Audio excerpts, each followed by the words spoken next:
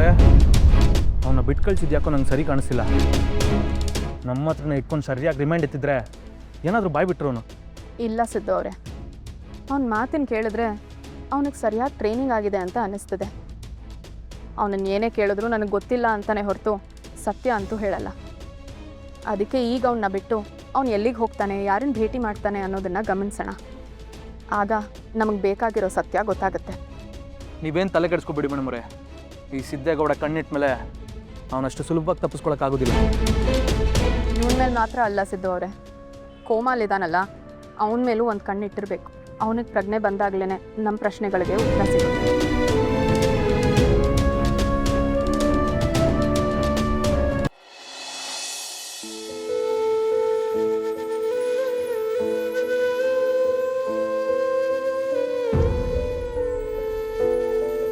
ನೋಡಿ ಮೇಡಮ್, ಇದೆಲ್ಲ ಆದಮೇಲೆ ಎಕ್ಸ್ರೇ ತೊಗೊಳ್ಳಿ.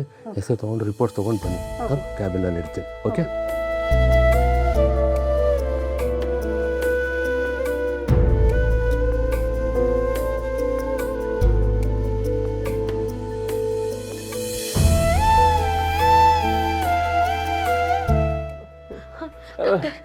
ಅಪ್ಪಂಗೆ ಏನಾಗಿದೆ? ಅವ್ರ ಕೈ ನೋಡ್ತಾ ಇದ್ರೆ ತುಂಬ ಡ್ಯಾಮೇಜ್ ಆಗಿರೋ ಥರ ಕಾಣಿಸ್ತಾ ಇದೆ.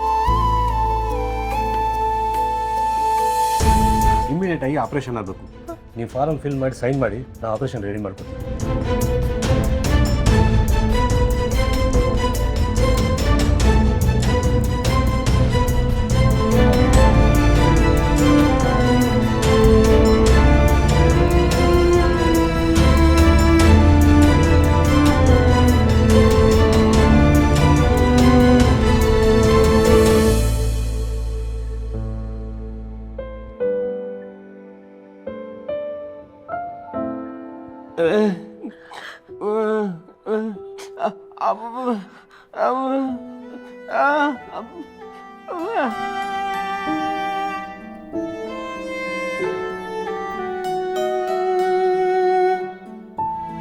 ಮೇಡಮ್, ನಿಮ್ಮ ತಂದೆಯವ್ರಿಗೆ ಬ್ಲಡ್ ತುಂಬ ಲಾಸ್ ಆಗಿದೆ. ಆದಷ್ಟು ಅವ್ರಿಗೆ ಬೇಗ ಬ್ಲಡ್ ರೆಡಿ ಮಾಡ್ತೀರಾ? ನಂದು ಸೇಮ್ ಬ್ಲಡ್ ಗ್ರೂಪು, ನಾನೇ ಕೊಡ್ಲಾ? ಹೌದಾ? ಹಾಗಾದರೆ ಬನ್ನಿ ನನ್ನ ಜೊತೆ.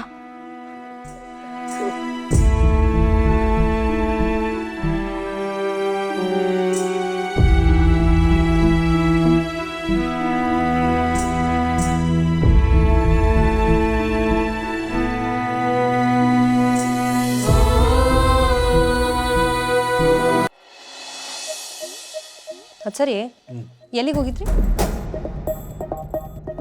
ಹರೀಶನ್ ಮೀಟ್ ಮಾಡಕ್ಕೆ ಹೋಗಿದ್ದೆ.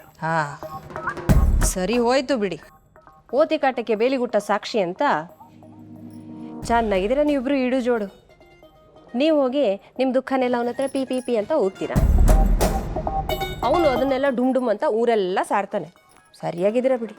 ಇನ್ನೇನೇ ಮಾಡೋದು? ಈ ಮನೆಯಲ್ಲಿ ನಾನು ಏನೇ ಮಾತಾಡಿದ್ರು ಒಂದು ಕೊಂಕು ತೆಗಿತೀರಾ. ನನಗೆ ಮಾತಾಡೋದಕ್ಕೆ ಬರೋದಿಲ್ವೇನೋ ಅನ್ನೋಷ್ಟು ಅವಮಾನ ಮಾಡ್ತೀರ. ನನ್ನ ದುಃಖನ ಯಾರ ಥರ ಹೇಳ್ಕೊಳ್ಳೋದು? ನೋಡೇ, ನನಗೆ ಯಾರ ಮನಸ್ಸನ್ನು ನೋಯಿಸೋ ಉದ್ದೇಶ ಇಲ್ಲ. ನಾನು ಹೇಳೋದು ನಿಮ್ಮ ಒಳ್ಳೆಯದಕ್ಕೆ. ಆದರೆ ನಿಮ್ಗೆ ಅದು ಅರ್ಥ ಆಗ್ತಿಲ್ಲ ಅಷ್ಟೇ.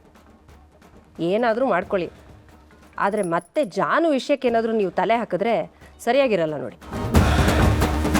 ಅದರಿ ಪಾಪ, ಅವಳು ಅಷ್ಟೊಂದು ನೋವು ಅನ್ಭವಿಸ್ಕೊಂಡು ಬಂದಿದ್ದಾಳೆ. ಒಂದು ಸ್ವಲ್ಪನೂ ಕರುಣೆನೇ ಇಲ್ವಲ್ರಿ ನಿಮಗೆ? ಕರುಣೆ ಇರೋದಕ್ಕೆ ಅಲ್ವೇ ಬುದ್ಧಿ ಹೇಳ್ತಿರೋದು. ನಿನ್ನ ಗಂಡನ ಬಿಟ್ಟು ಬಂದ್ಬಿಡು ಅಂತ ಹೇಳೋದಕ್ಕಾಗತ್ತಾ? ಈಗ ಅವಳು ಅವನನ್ನು ಬಿಟ್ಟು ಬಂದರೆ ಅವನನ್ನು ತಿದ್ದವ್ರು ಯಾರು, ಬದಲಾಯಿಸೋರು ಯಾರು? ಅವಳು ಅವನ ಜೊತೆನೆಲ್ಲ ಇದ್ದು ಅವನನ್ನು ಹಿಡಿತಕ್ಕೆ ತಗೋಬೇಕು. ಎಷ್ಟೋ ಜನ ಗಂಡಸರು ಹೀಗೆ ಇರ್ತಾರೆ.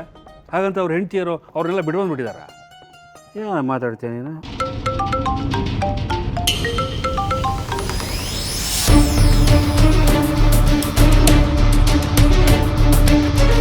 ರೀ, ಯಾರದ್ರಿ ಫೋನು? ಒಂದು ನಿಮಿಷ ಬಂದೇ ಇರ್ಬೋದು ಫೋನು ಅಂತ ಎದುರುಗಡೆ ಮಾತಾಡ್ಬೋದಿತ್ತಲ್ವಾ? ಹೊರಗಡೆ ಮಾತಾಡೋಂಥದ್ದೇನಿರುತ್ತೋ ಏನೋ.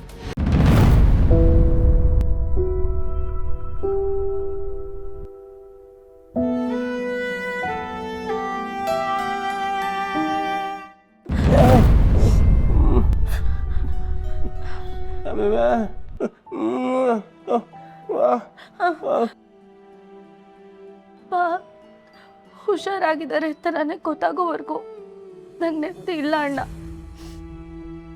ಇದೆಲ್ಲದಕ್ಕೂ ನಾನೇ ಕಾರಣ ಅಂತ ನನಗೆ ಅನ್ನಿಸ್ತಿದೆ. ನಾನು ಬರಲೇಬಾರ್ದಿತ್ತು ತಿಂಡಿ ತಗೊಂಡು. ಅವ್ರು ನನ್ನ ಬಗ್ಗೆ ಯೋಚನೆ ಮಾಡಿಕೊಂಡೆ ಈ ರೀತಿ ಮಾಡ್ಕೊಂಡಿರೋದು.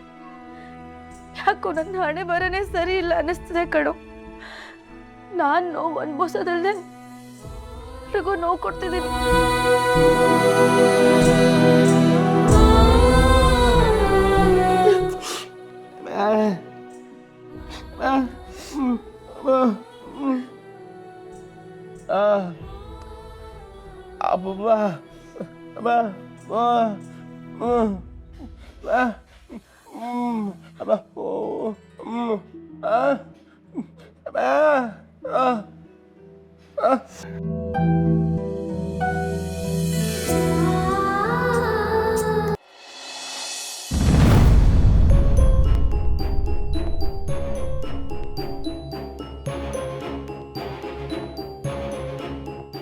ಸಿದ್ದು ಏನಾಯ್ತಲ್ಲ?